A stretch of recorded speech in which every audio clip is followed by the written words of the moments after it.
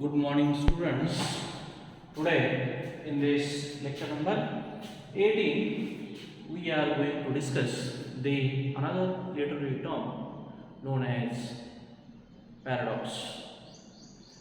Dear friends, we have 10 literary terms for this semester.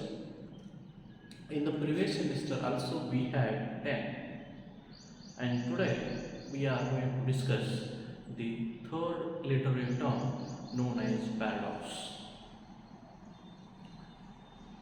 This particular literary term, or we can simply say the figure of speech, is mostly used in poetry. And most of the poets in their poetries use this term to discuss, to highlight the hidden meaning of the poem, hidden meaning of the subject, or hidden meaning of a situation, thing, and so on. Dear students, this literary term is most of the poets have used in their poetries. And this particular term, as I said earlier, that most of the literary genres, terms, figure of speech are borrowed from Greek, Latin, French, Italian. And so, this term, paradox, this term, paradox, is a Greek word, is a Greek word which means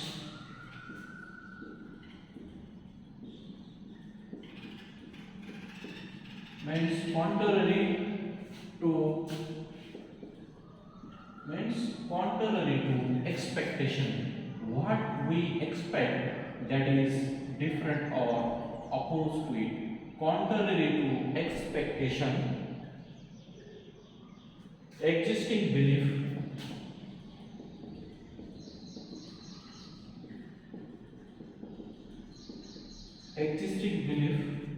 or perceived opinion.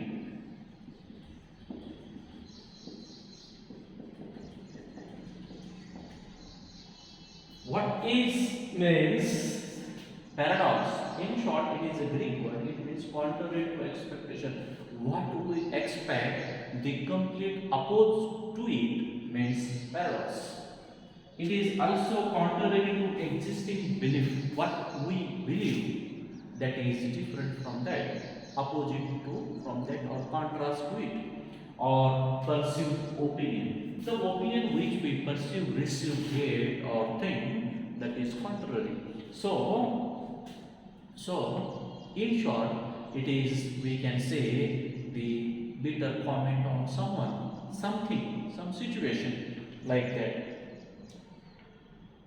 And we also say that paradox means also a statement which appears to be self-contradictory. It is also means a statement which appears self-contradictory or silly statement. Silly means more silly statement which don't have any meaning. If we try to get it, but we couldn't get satisfied, it is also useful. But which may include a latent truth, but it in it, but in it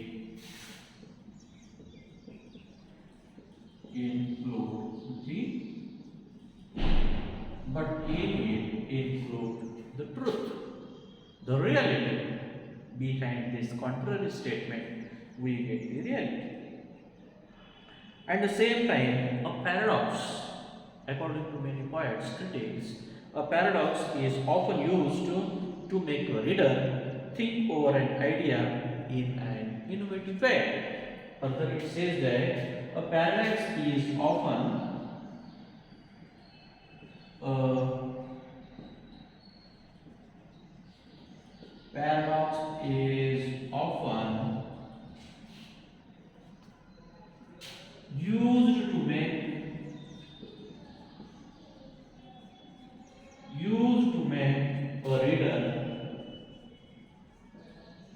a reader think. Means it makes the reader, learner to think what the poet wants to say. So paradox is often used to make a reader think over an idea,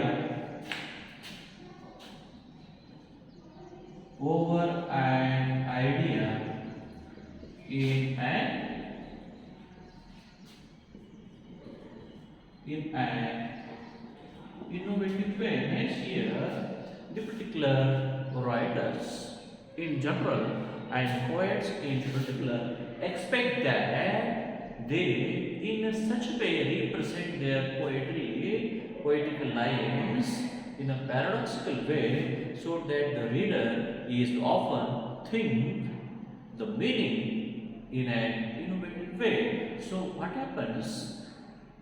The readers, learners get interested in that learning, get interested in that poetry when they go in search of the meaning which the poet wants to say, and at the same time, this is such a behind the contrary, silly statement. The purpose is to get the truth, to go to the reality, to go to find out the innovative idea of the poet. And most of the time in literature, this particular paradox is just a clever or comical statement of use of words, because when the poet uses it like the comedy, like the satire, like the we can say the ridicule or express mockery, but the very meaning the poet want to say, want to convey is very different. So the learners goes into the deeper and deeper of the poem to get the exact meaning, to get the truth, and then such innovative ideas in the mind of the learners and readers automatically we can say create. And so on the other side, paradox has also serious implications because it makes statement that often summarize the major themes of the work. Means the paradox is serious implications because it makes the statement that often summarizes the major themes of the work. They are used in their poetries or in their we can say any other genres of literature. And so when you go through the plays, most of the poetries and most of the plays also use this particular literary genre which is known as paradox. And as we now see that this is of the Greek origin and also it has many layers of meaning, but the very meaning we will find in George Orwell's prose Animal Farm. Because the contrary statement we get, and by representing or by getting such contrary silly or we can say a contradictory statement, we go to the truth, we get the reality, and the very reality we found in the prose Animal Farm by George Orwell. Here we have some examples of this. When we go through it, we will get the idea of this. And the very fact or very meaning we get by studying this prose or literary pieces.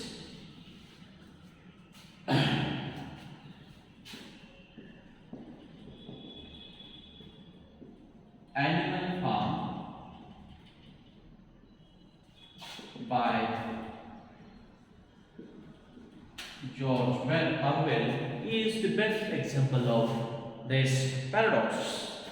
And in this Animal Farm, this, we can say, contrary or contradictory statement we found by the writer, how he makes, because he bitterly satirizes on the human beings, their greed, ambitions, and so on, by the example of animals in general and pigs in particular. And how he examples gives the statement is like this: all animals are equal,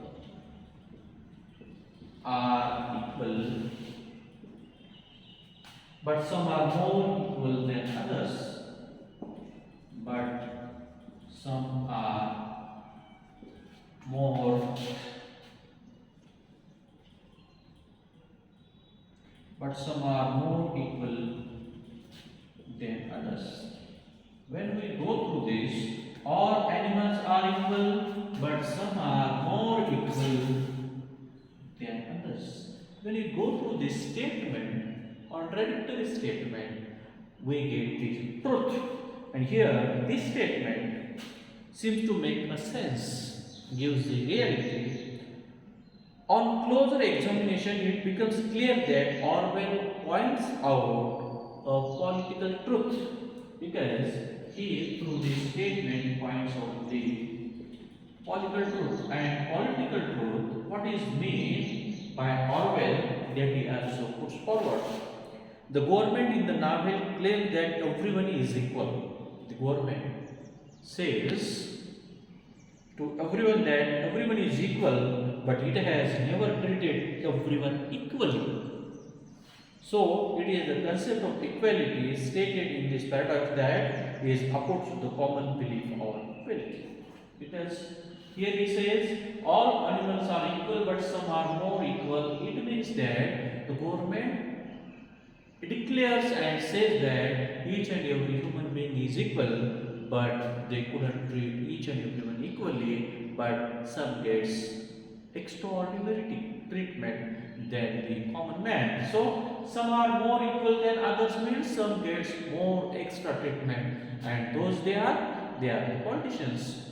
So it means that the truth of the time, truth of the government, reality of the time is very depicted by this.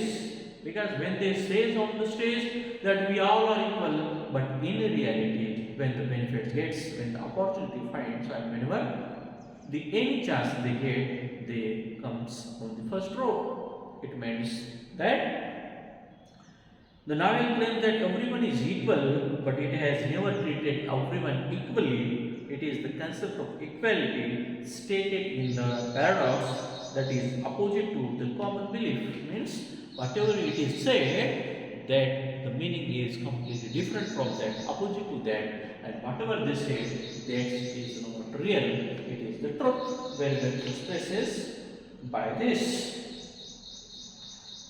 When we go through the play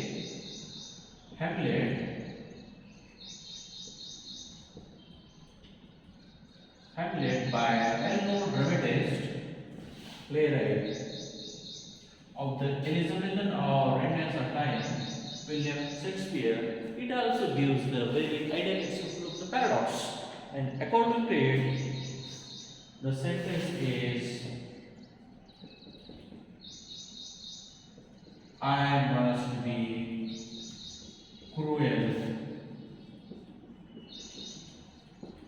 I must be cruel to be kind. Because it is very well expressed by the protagonist, Hamlet, this announcement does not seem any sense, make sense. How can one individual treat others kindly even when he is cruel? Because he says, I must be cruel to be kind. It means that how the one man itself is cruel, then how he will be kind to others. So we can't expect from the cruel, violent, jealous man that the humanity from his side. So we say, one individual treat others kindly even when he is cruel, it is very great doubt. Hamlet is talking about his mother and how he intends to kill Claudius to avenge his father's death. So, how? Because when he finds that, when he communicates with his mother over the death of his father, and when he became mad at that time, Polonius arranges a meeting between the son and mother, and he appoints his secretary Polonius to hear the conversation between the mother and child. When the conversation goes, we find that this Hamlet says to his mother that how I be or how you be a kindful when you are totally a cruel one. Means एखाद्या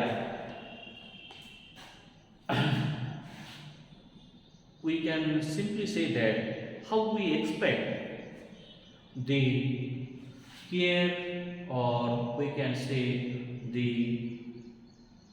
life saviourness from a tiger or lion, because when they are already cruel, how we expect that they are kind. So never we expect that, because whenever we go to them, instead shaking hand, they attack on us, they kill us, they murder us. So it means that we couldn't expect these things from the violent animals. And this particular act, Hamlet will be a tragedy for his mother, who is married to Claudius, his uncle, after the very death of his father, which has not taken many days. Still, the memories and everything is alive. Then also his mother get married with his uncle Claudius. Hamlet does not want his mother to be the beloved of his father's murderer any longer, and so he thinks that the murder will be good for his mother. So he thinks that to murder his uncle, because he has not only killed his father to become a king, but he has also married with his mother, that these things doesn't like Hamlet. And even we have so many examples of the paradox. Also, we will find in the play Romeo and Juliet by William Shakespeare.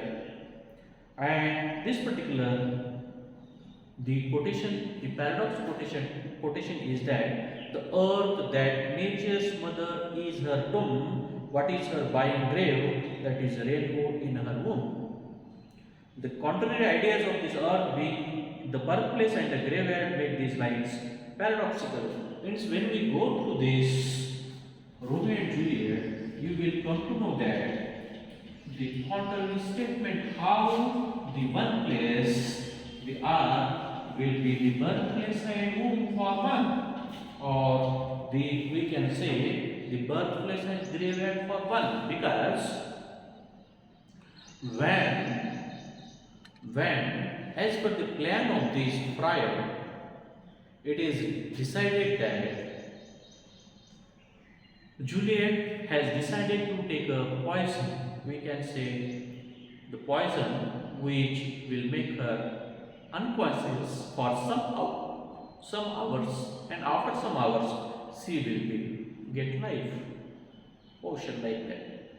So as per the decision that she is discussed that when she takes that potion or that medicine, she will become unconscious, and everybody of the family will consider that she died, and they will bury her in the graveyard.